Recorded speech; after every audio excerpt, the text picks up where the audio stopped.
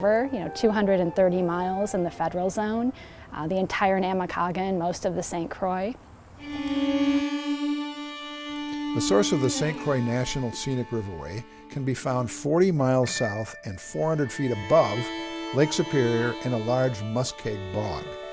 Percolating from this saturated mass of decaying vegetation is the cold, clear spring water that gives life to both the St. Croix River and the Brule River.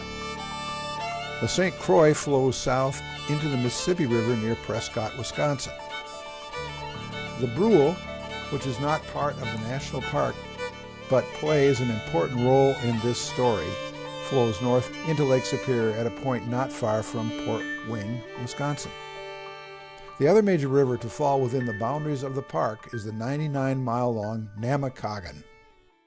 The Namekagon is just an incredible river. I've paddled it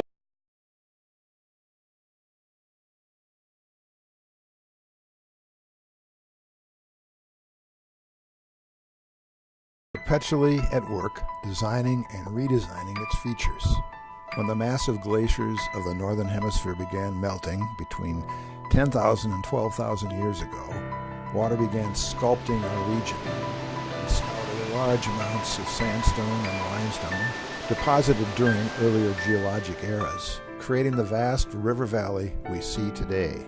So much was swept away that the underlying bedrock was exposed. That water slowly eroded massive basalt formations near Taylor's Falls, creating the Dalles. The power of moving water was also evident in the giant potholes that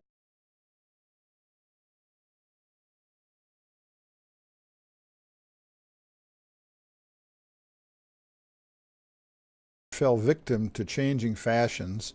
A new enterprise began to dominate the region. Logging on the St. Croix started shortly after the Treaty of 1837 was signed. So by 1839, we have active mills. I think the first sawmill was up here in St. Croix Falls, and the first logs were cut down in Marine on St. Croix. So by the late 1830s, logging had started here on the St. Croix. And it's interesting reading about some of the explanations of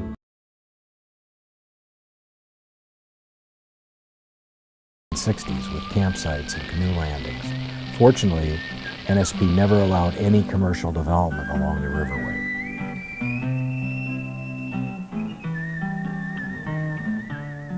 When it became clear that coal-fired energy was the most cost-effective, NSP went ahead with plans to build a large coal-fired power plant on the St. Croix near Stillwater.